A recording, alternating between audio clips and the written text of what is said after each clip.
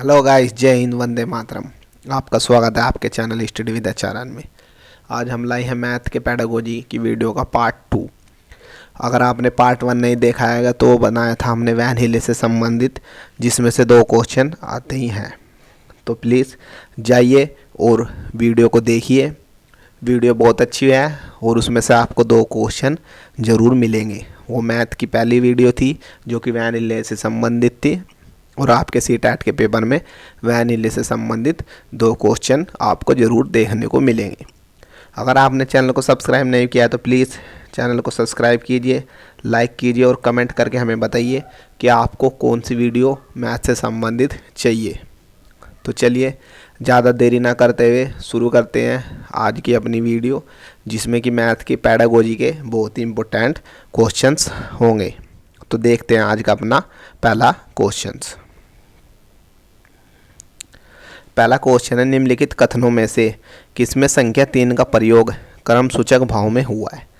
आपको 4 ऑप्शन दिए गए हैं, इनमें से बताना है किसमें 3 का प्रयोग, नंबर 3 का प्रयोग क्रम सूचक भाव में हुआ है। ऑप्शन 1 है, प्रत्येक समूह में 3 टीम सदस्य हैं। 3 टीम सदस्य हैं। इस डिब्बे में 3 पेंसिलों के कई समूह हैं। मैं इस इमारत की तीसरी मंजिल पर रहता हूँ। इस घर में 3 कमरे हैं। चौथा ऑप्शन, तो आपको बताना है तो इस डिब्बे में 3 पेंसिल है। इस डिब्बे में 3 पेंसिल हैं, ये क्रम सूचक भाव में होगा। तो ऑप्शन नंबर 2 इस क्वेश्चन का राइट आंसर हो जाएगा। चलिए क्वेश्चन नंबर नेक्स्ट देखते हैं। क्वेश्चन नंबर नेक्स्ट है, शुद्ध कथन पहचानना है आपको। परिमाप और क्षेत्रफल का मात्रक समान होता है। Option number A. ऑप्शन 2, किसी आकृति का आकार उसके परिमाप का निर्धारण करता है।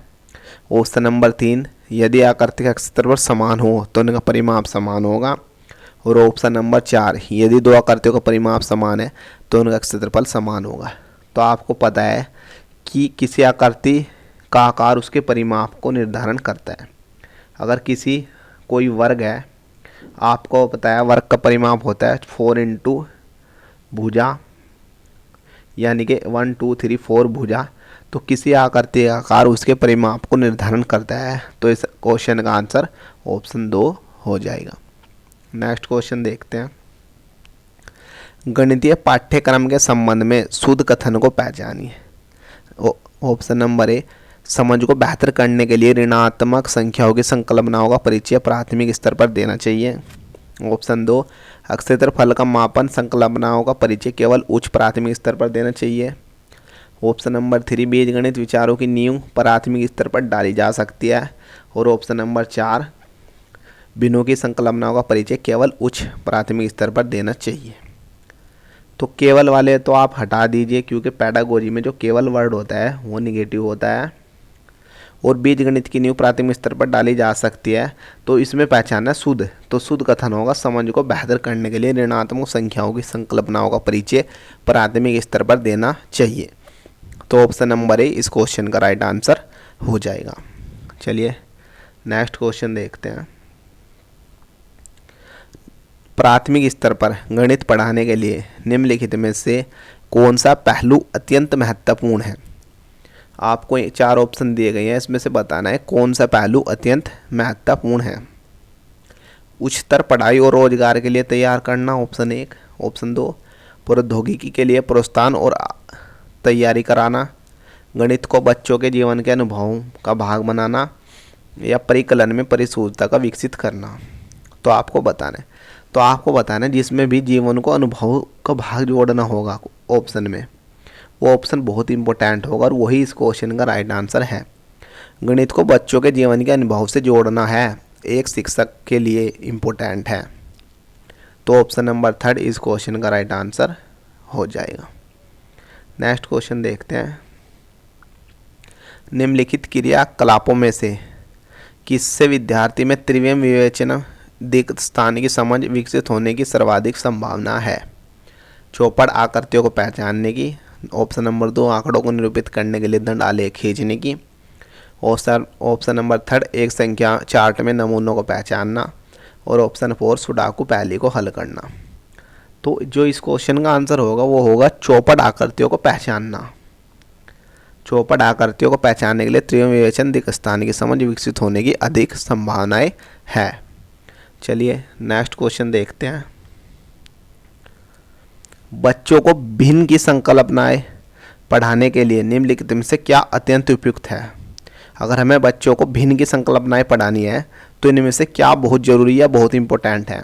नंबर 1 संख्या चार्ट, नंबर 2 किन्वेजर की छड़े, नंबर 3 गिनतारा और नंबर 4 जियो बोर्ड। तो ऑप्शन नंबर 2 केवी जेनियर की छड़े अगर हम किसी को भिन्न पढ़ा रहे हैं तो वो बहुत ही इम्पोर्टेंट होगी। तो ऑप्शन नंबर 2 इस क्वेश्चन का राइट आंसर हो जाएगा।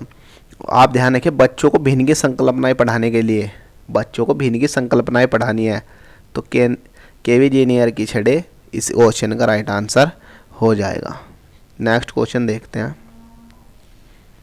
बच्चों के मध्य गिनती के कौशल को विकसित करने के लिए निम्नलिखित में से कौन से पूर्व संख्या अवधारणा के रूप में सीखने के लिए आवश्यक नहीं है।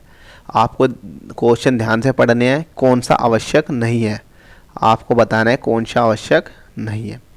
एक एक समता, क्रमबद्धता, संख्या यादृच्छिक रूप से पढ़ना या समूह बनाना। क्रमबद्धता भी इम्पोर्टेंट है, संख्या शुद्ध रूप से पढ़ना भी इम्पोर्टेंट है, समूह बनाना भी इम्पोर्टेंट। तो एक एक समता यानी कि एक एक समता इस क्वेश्चन का राइट आंसर होगा, इम्पोर्टेंट नहीं है।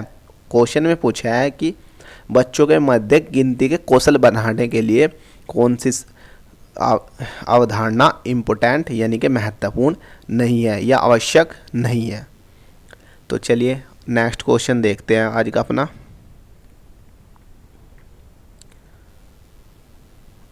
नेक्स्ट क्वेश्चन है, प्राथमिक कक्षाओं में बच्चों गणित में क्या सीखते हैं, इसके आकलन का ध्यान किस पर नहीं होना चाहिए। कि कोई शिक्षक को देखना है कि प्राथमिक स्तर पर बच्चे क्या सीखते हैं तो इसके आकलन का ध्यान किस पर नहीं होना चाहिए। गणित की समस्याओं का जवाब देने में सटीकता, गणित अवधारणा को समझना, गणित भाषा का विकास या तर्क कौशल का विकास। तो आपको ध्यान रखना है जो प्राथमिक स्तर के लिए तर्क कौशल का विकास को आकलन पर ध्यान देना नहीं चाहिए क्योंकि वह इतनी जल्दी विकसित नहीं होगा। तो ऑप्शन नंबर 4 इस क्वेश्चन का राइट आंसर हो जाएगा। तो आपको याद रखना है कि प्राथमिक कक्षाओं में बच्चे गणित में क्या सीखते हैं, इस आकलन पर ध्यान नहीं देना चाहिए। तो आज के लिए इतना ही। अगर आपको वीडियो पसंद आई है प्लीज़ चैनल को सब्सक्राइब कीजिए, लाइक कीजिए, कमेंट कीजिए और हमें बताइए कि आपको वीडियो कैसी लगी और आगे आपको वीडियो कैसी चाहिए। बहुत ही कम समय में आपको बहुत ही अच्छे क्वेश्चन कराते हैं। आज के लिए इतना ही। जय हिंद, वंदे मातरम।